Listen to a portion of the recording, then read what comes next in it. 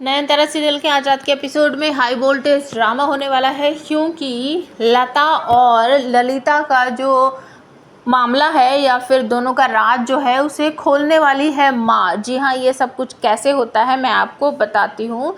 तो नयनतारा जो है वो फिर से जो उनकी दादी सास है, बड़ी वाली दादी जो है वो जो थोड़ी सी दिखाया जा रहा है कि वो बीमार है, उनके पास बैठती हैं, उनसे 2-4 बातें करती हैं। तो उन्हें पता चलता है कि जो लता है उनकी माँ अभी ज़िंदा है और वो शादी में नहीं आई थी, बहुत दिन हो गए हैं वो अभी तक आई नहीं है। इस तरीके से बहुत सारी बातें जो हैं वो करती है और बताती है नयनतारा को। तो नयनतारा को इतना तो समझ आ जाता है कि जो दादी माँ है, बड़ी धमनी जो है, उनके साथ कुछ गलत व्यवहार किया जा रहा है, इसी वजह से वो ऐसी हैं। लेकिन वो जो बोलती हैं वो बात सच होती है, क्योंकि परी है और परी चलती है ज़मीन पर, ये उन्होंने ही बताया था नयनतारा को। और नयनतारा ने जब खुद अपनी आंखों से परी को ज़मीन पर चलते हुए देखा तो वो समझ गई कि बड़ी दादी जी जो हैं वो सही है, ठीक है, उनमें कोई भी ऐसे दिक्कत नहीं है और वो हमेशा सच बोलती हैं।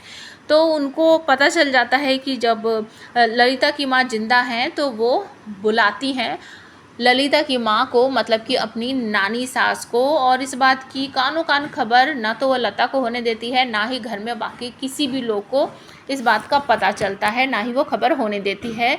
तो जैसे ही घर में नानी माँ एंट्री लेती हैं तो सूरजो और नयनतारा आकर उनका पैर छूती हैं और उसके बाद राज का खुलासा होने वाला है लता और ललिता का। तो सूरजो की शादी हो चुकी है, इस बात को लेकर नानी माँ बहुत नाराज़ हैं और वो कहती है कि मुझे किसी ने बताया भी नहीं, बुलाया भी नहीं, सूरजो की शादी भी हो गई है और बहू तो बहुत सुंदर है। इस तरीके से बातें होती हैं। उसके बाद जो छोटो माँ है वो जाती है ललिता के पास उर्फ लता के पास, उसे बताती हैं कि मासी माँ आई है और दीदी आपने बुलाया है कि आपने तो मुझे बताया भी नहीं। और लता की आंखें फट जाती, माँ को मैंने तो नहीं बुलाया, किसने बुलाया? वो कहती नहीं, मुझे नहीं पता इस बारे में कुछ भी।